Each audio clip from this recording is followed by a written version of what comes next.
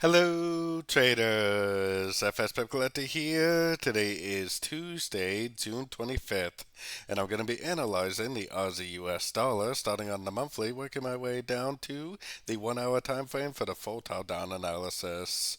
So on the Aussie dollar, I still think this is a W, three waves up. I still think three waves down for an X, and I still think this is one, two, three waves up for a wave Y of this WXY pattern.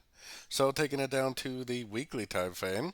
On the weekly time frame, I still think this first move up right here is the wave 1. Over here, I think is a wave A. I think this is a WXY of B, and I think this is a 1 of C. I think this is an ABC 2 of C, and I think that this on these higher time frames is going to continue to make higher highs, higher lows for a wave 3 of wave C. So taking it down to the daily time frame. On the daily time frame, I still see this right here as an uptrend. I still think it's likely a wave 1. I definitely do see the possibility that this could, go down, maybe even take out the low of wave 4 before it actually does continue the uptrend. Definitely would be a normal looking pattern if it did go down and do that. But, the trend is up. The Aussie is still very strong. There's no real proof that it's going down. I honestly wouldn't be surprised if it just kept on making higher highs, higher lows on these higher time frames. So taking it down to the 4 hour time frame. 4 hour time frame is where I got my Fibonacci retracement from here to here. Now we did make a very impulsive move up to a fib level, as you can see. Then we made 1, 2, 3 waves down. Very clear three-way pullback.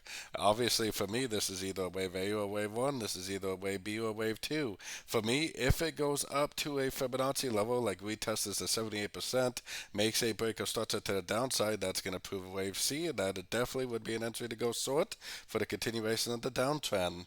On the other hand, if this doesn't do that, but instead it makes a higher low, maybe goes down a little, makes a higher low, bounces from a fib, makes a higher low, then that's going to prove to me wave 3 scenario, and that definitely is going to tell me to continue to look for longs at the end of every single pullback I see for the continuation of this uptrend.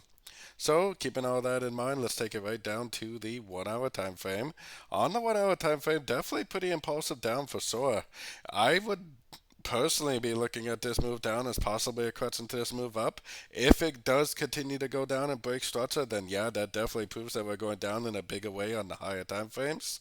If not, I would be watching this structure right here. If it does make a higher low and turn back up, I would definitely take it as another long opportunity. I would definitely keep an eye on this 78%. I mean, if it does bounce from there, break structure to the downside, then I would definitely stop looking for longs, and I would definitely start looking for shorts again. Or if it breaks this structure to the downside right here, that would also turn me into a seller.